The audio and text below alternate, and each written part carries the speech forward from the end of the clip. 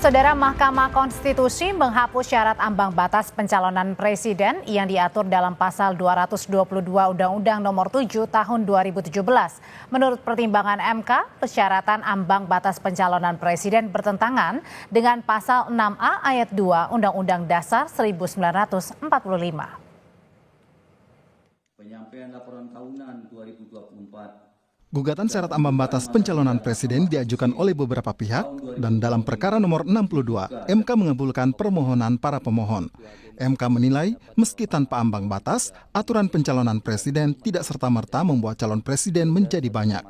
Dua hakim konstitusi melayangkan perbedaan pendapat atau dissenting opinion dalam putusan perkara yang menghapus ambang batas pencalonan presiden. Kedua hakim itu yakni Hakim Anwar Usman dan Hakim Daniel Yusmi.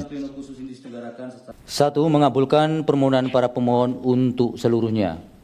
2. Menyatakan norma pasal 222 Undang-Undang Nomor 7 Tahun 2017 tentang Pemilihan Umum Lembaran Negara Republik Indonesia tahun 2017 Nomor 182 tambahan Lembaran Negara Republik Indonesia Nomor 6109 bertentangan dengan Undang-Undang Dasar Negara Republik Indonesia tahun 1945 dan tidak mempunyai kekuatan hukum mengikat. 3. Memerintahkan pemuatan putusan ini dalam berita negara Republik Indonesia sebagaimana mestinya. Meski menghapus ambang batas pencalonan presiden, Hakim MK berpendapat DPR dan pemerintah tetap dapat melakukan rekayasa konstitusional yang mengatur persyaratan calon presiden. Di antaranya adalah partai politik atau parpol yang tidak mengusulkan calon presiden dikenakan sanksi tidak dapat mengikuti pemilu berikutnya. Semua partai politik peserta pemilu berhak mengusulkan pasangan calon presiden dan wakil presiden. 2. Pengusulan pasangan calon presiden dan wakil presiden oleh partai politik atau gabungan partai politik peserta pemilu tidak didasarkan pada persentase jumlah kursi di DPR atau perolehan suara sah secara nasional.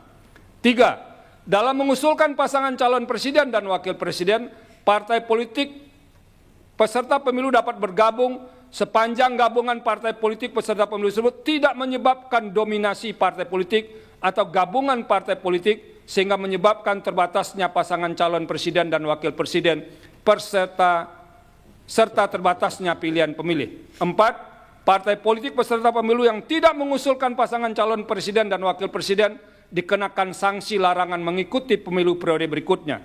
Dan yang kelima, perumusan rekayasa konstitusional dimaksud termasuk perubahan Undang-Undang 7 2017 melibatkan partisipasi semua pihak yang memiliki perhatian atau concern terhadap penyelenggaraan pemilu, termasuk partai politik yang tidak memperoleh kursi di DPR dengan menerapkan prinsip partisipasi publik yang bermakna, meaningful participation. Dalam pasal 222 Undang-Undang Nomor 7 Tahun 2017, partai politik atau gabungan partai politik peserta pemilu yang memenuhi persyaratan perolehan kursi paling sedikit 20% dari jumlah kursi di DPR berhak mengajukan calon presiden. Selain jumlah kursi, aturan ambang batas juga membolehkan parpol yang memperoleh 25% dari suara sah secara nasional pada pemilu anggota DPR periode sebelumnya. Para penggugat ambang batas pencalonan presiden dalam perkara nomor 101 di Mahkamah Konstitusi mengusulkan agar ambang batas dihapuskan bagi partai politik yang punya kursi di DPR. Sementara itu untuk parpol non-parlemen, ambang batasnya adalah 20% dari total parpol peserta pemilu berjalan. Mahkamah Konstitusi juga pernah memutuskan perubahan ambang batas pencalonan kepala daerah pada 20 Agustus yang lalu. Dalam putusannya atas gugatan pasal 40 ayat 1 Undang-Undang Pilkada, MK mengubahnya menjadi beberapa klaster berdasarkan jumlah daftar pemilih di suatu daerah.